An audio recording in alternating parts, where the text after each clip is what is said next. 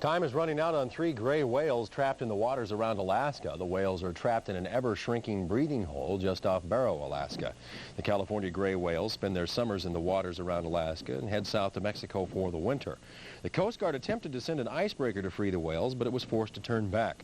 Weather forecasters say the ice has thickened unusually early this year. Tonight in Forecast 2000, there is growing concern about the greenhouse effect, which is causing a worldwide warm-up. Meteorologist Paul Douglas warns that the coming warm-up may spawn a new breed of killer hurricane as we approach the year 2000.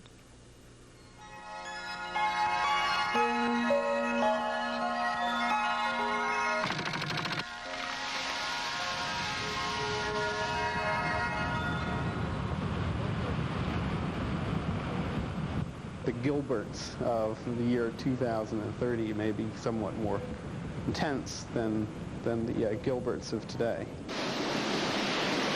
Hurricane Gilbert, a Category 5 storm with sustained winds of 175 to 200 miles an hour. The costliest, most violent hurricane on record in the Atlantic.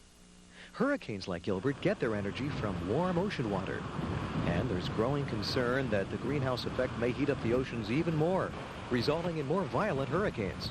What we do know is that if you warm up the tropical oceans by a few degrees, you fairly dramatically increase this maximum possible intensity.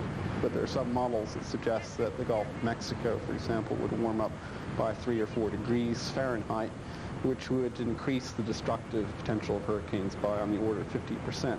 And that, again, pertains to the maxi hurricanes that would occur in that climate. Bangladesh. A summer monsoon leaves 3/4 of the country underwater. 45 million people are homeless. Scientists believe that the greenhouse effect would result in heavier rains for India and Bangladesh. Was this summer's devastating flood another warning signal? Residents living along America's coast have good reason to be nervous too. Ocean levels have risen 6 inches this century. A warmer Earth could melt glaciers and polar ice, raising water levels another 2 to 4 feet or more, inundating thousands of miles of expensive shoreline. Building dikes and levees to keep the water out will be expensive, perhaps running into the hundreds of millions of dollars. We had very little severe weather in 1988. We had some severe thunderstorms. I think we had 1 or 2 tornadoes at the most in the state, and those were early in the summer. A dock to nowhere. It was a common sight on lakes all across Minnesota this past summer, with water levels 2 to 3 feet below normal. While coastal residents try to cope with too much water in the years ahead, we may be faced with dry wells and shrinking lakes as we approach the year 2000. Tomorrow, a search for solutions. Paul Douglas, News 11.